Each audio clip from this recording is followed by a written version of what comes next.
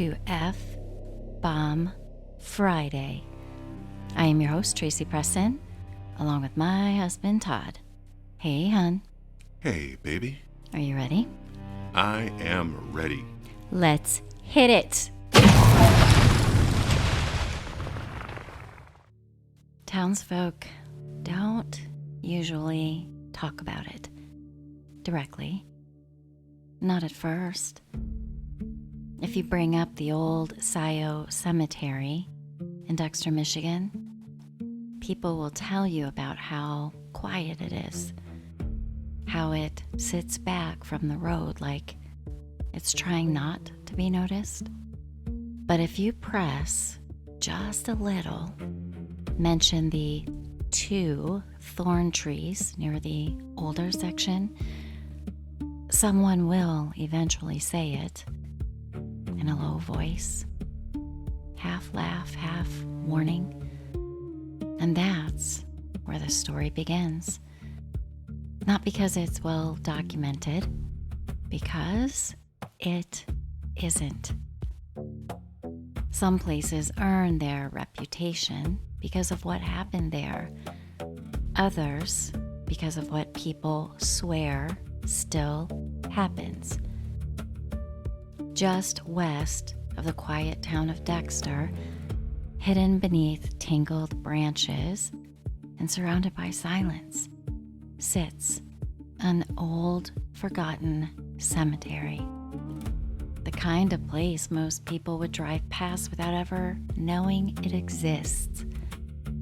Weathered stones lean into earth. Thorny brush has swallowed forgotten names. Ancient trees stand watch over the dead.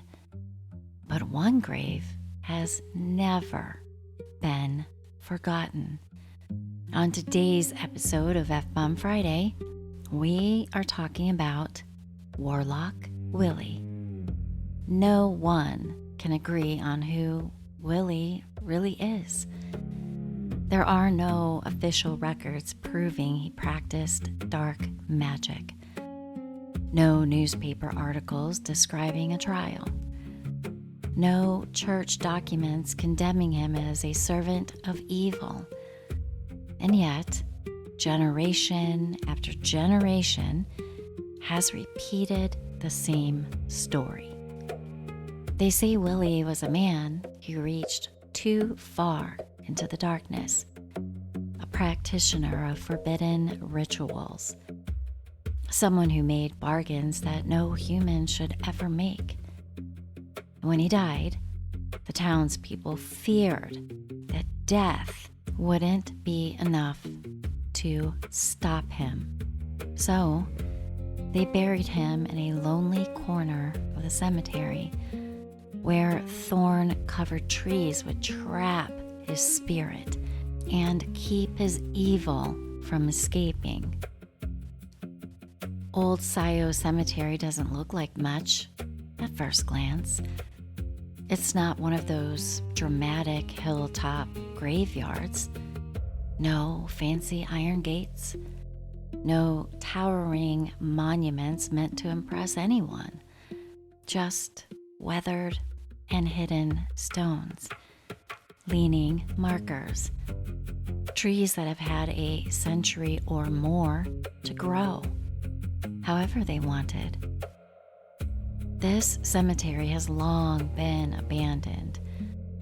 Locals say the older section feels different, heavier, like the air doesn't move quite right.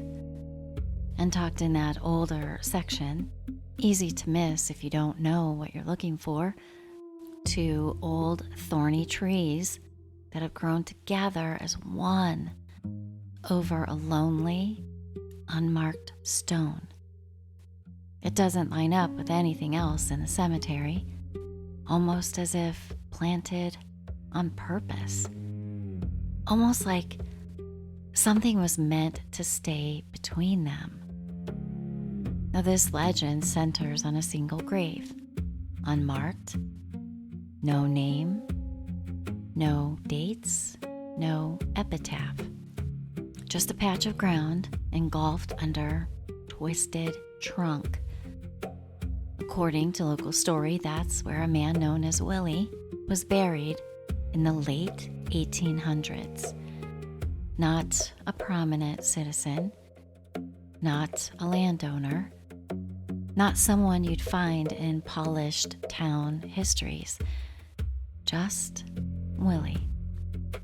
And according to the version of the story that survives, Willie wasn't buried there in the usual way. He was placed there on purpose, between the trees, to keep something in, or keep something from coming out. Like most folk legends, the details shift depending on who tells the story. In one version, Willie was a reclusive farmhand who lived alone on the outskirts of Dexter. Strange habits, stranger timing. The kind of man people noticed only when something went wrong nearby, like animals refusing to enter certain fields, milk spoiling overnight, lantern light flickering in places no one admitted to walking after dark. In another version, he wasn't from around Dexter at all. Some say he was a drifter, a man who showed up after the Civil War with too many books and not enough explanation. And then there's the version that gives him the name that stuck, Warlock Willie. Not because anyone proved it, but because people needed something to call what they didn't understand. And the most consistent part of the legend is the burial itself. When Willie died, however that happened, the town supposedly didn't treat it like an ordinary passing. They buried him in consecrated ground, but with conditions. The grave was placed between two thorn trees, young at the time, deliberately planted, not decorative, functional. The idea, according to the story, was simple. Thorns don't let things pass easily. They're living barriers, a natural lock. And Willie, whatever he was believed to be, was placed between them so he couldn't leave the earth in the same way he went in, or worse, so whatever was in him couldn't escape. There's something important about legends like this. They rarely start with monsters. They start with people, someone inconvenient, someone isolated, someone already a little outside the story of the town. And over time, that person becomes something easier to talk about than what they really were. A warning, a ritual, a name you can say without having to explain anything else. Warlock Willie might have been a man. Several names have popped up within the research. The first name is Judge Samuel William Dexter. Now, he founded Dexter, Michigan in 1824. His middle name, William. It's likely why some tie him to the legend, but Judge Dexter was an upstanding citizen. He did much for his community and the state of Michigan. He dammed Mill Creek, built the first sawmill, served as county court judge, and was a University of Michigan regent. Judge Dexter also built the historic Gordon Hall in 1843, which is rumored to have served as an underground railroad refuge. So, Judge Dexter certainly doesn't sound like someone who practiced the dark arts. And he wasn't buried at the Old Scio Cemetery. He was buried at Forest Lawn Cemetery, the cemetery that he established himself on a portion of his own land. The next name that comes up is Joseph Willard Seymour, a real historical person at the center of the Warlock Willie urban legend. Public records, local history archives, and genealogical data from sources explicitly match the timeline of the myth to this specific man. He was born on March 1st, 1811, and died at the young age of 29 on May 6th, 1840. He was buried in Old Scio Cemetery in Dexter. Okay, so this could make sense, but then again, maybe not. Joseph was just an ordinary early Michigan pioneer. He was married to a woman named Ruth Lydia Foster. In 1835, his father, Ira Seymour Jr., was a veteran, and his family line traces back to Old Massachusetts. There's absolutely zero historical evidence that he practiced witchcraft or occultism. His middle name was Willard, which naturally lent itself to the catchy alternative nickname Willie. And yet, another name surfaced while researching, not one documented in historical ledgers, no notable family archives, a name perhaps whispered within the community around campfires over the years. But real or not, the name should be mentioned. William Willie Hartwell. He was born to a farming family on the edge of the woods west of Dexter. He was said to be quiet and intelligent. His mother knew herbs. His grandmother whispered old Scottish and Irish folk remedies, charms to stop bleeding, blessings for livestock, prayers against fever. Back then, that wasn't unusual. Willie Hartwell followed along with his family's rich, nature-based lifestyle, but in a strict religious community, his practices were often frowned upon. Now, we've seen this pattern before. People who are different are often labeled and shunned. And when tragedy struck the heart of young Willie, after losing the love of his life, a woman named Eleanor, who died of illness, he was devastated. Willie never married. He spent the rest of his days carving symbols into trees, practicing rituals that the townspeople just didn't understand. They accused him of witchcraft. Could this be the Warlock Willie of legend? Without historical proof, it's difficult to be certain. But whispers of this man certainly fit the mold. The real catalyst for this legend wasn't how Dexter, Seymour, or Hartwell lived, but how nature grew around this final resting place. Now, sometime after 1840, the two trees grew perfectly on either side of the headstone, creating a tight, rectangular cradle of thick roots over the grave. Visually, it looks exactly like something meant to pin a body down.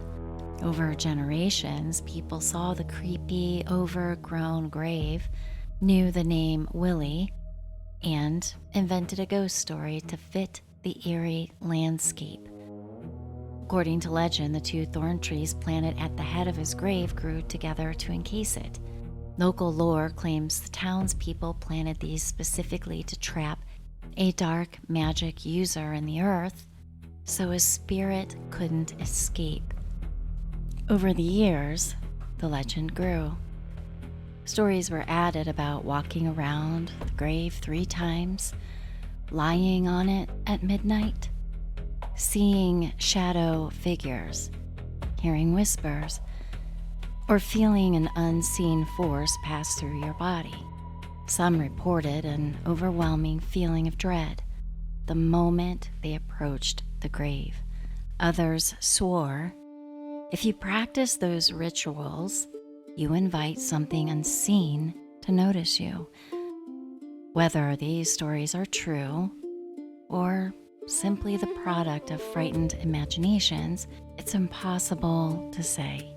But one thing is certain, for well over a century, people have continued making the trip into those forgotten woods, hoping to catch a glimpse of the legend for themselves.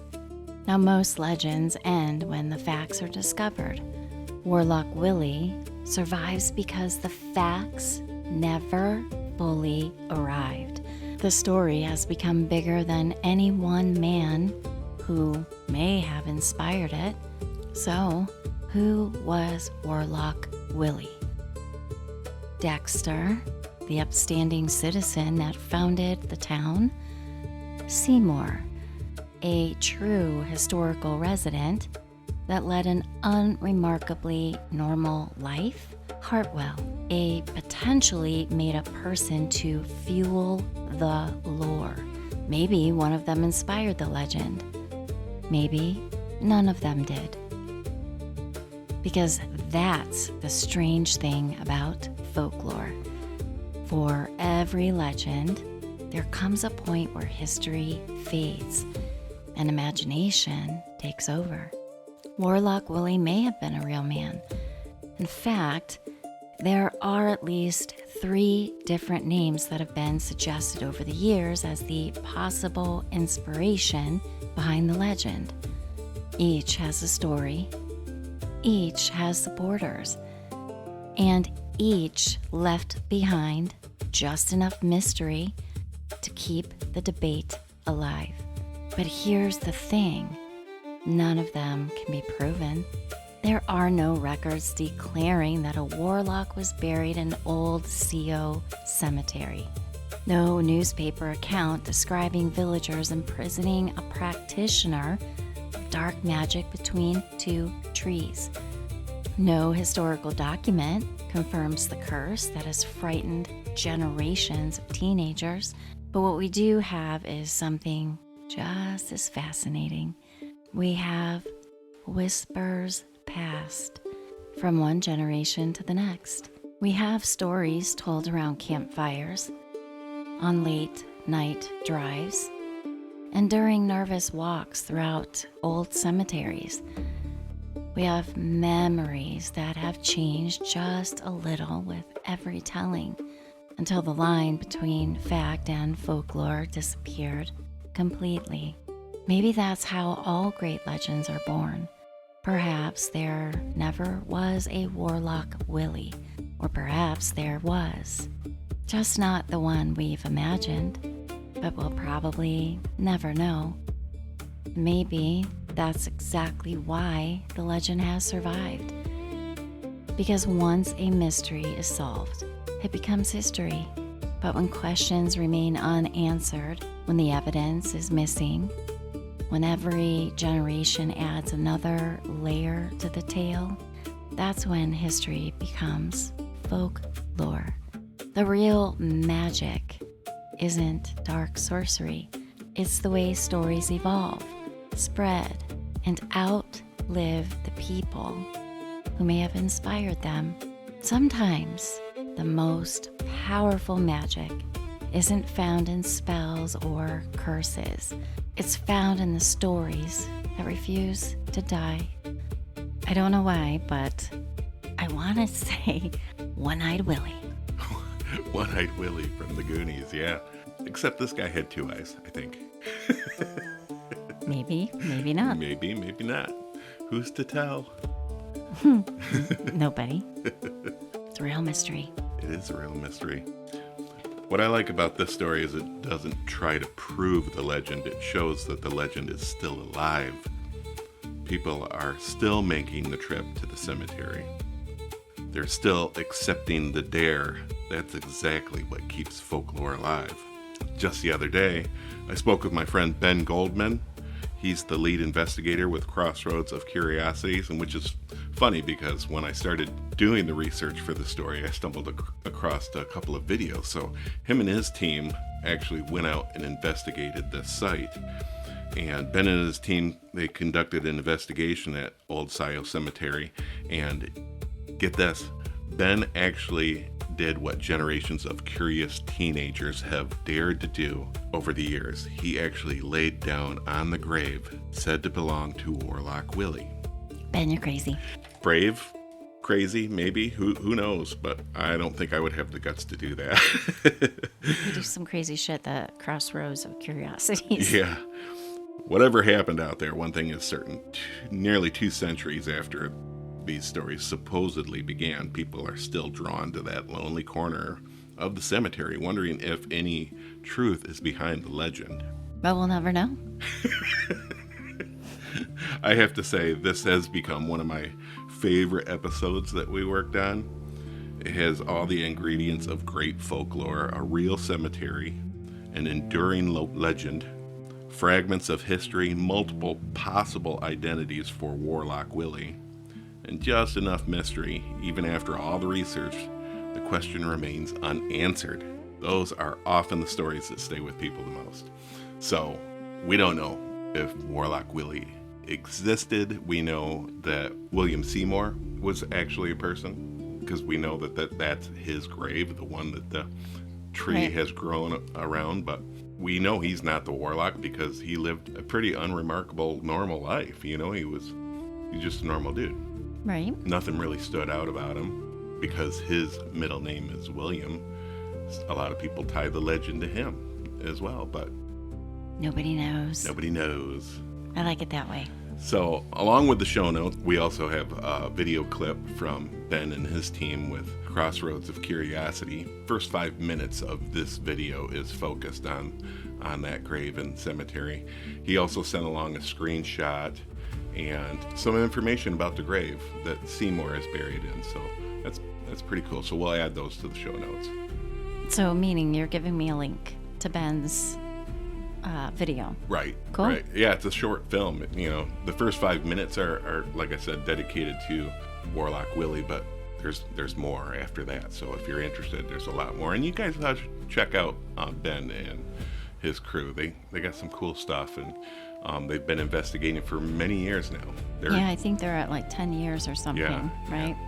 Yeah, and Ben's an incredible filmmaker. He is. He's very talented. The whole group is talented. So you guys are definitely going to have to make sure that you click the link in the show notes to see our friends' work. Yeah. Great people. Well, great show, hun. Thank you. You want to sign us out? I sure do. You better lock your doors. You better lock your windows. And you might want to check under your bed. And one thing I'm never doing is laying on a grave. That's right. Mm-mm. Or circling one 3 times at midnight. Absolutely not. Well, thank you, everyone. Thanks, everybody. And we will see you again on Malice Monday. We will see you on Monday.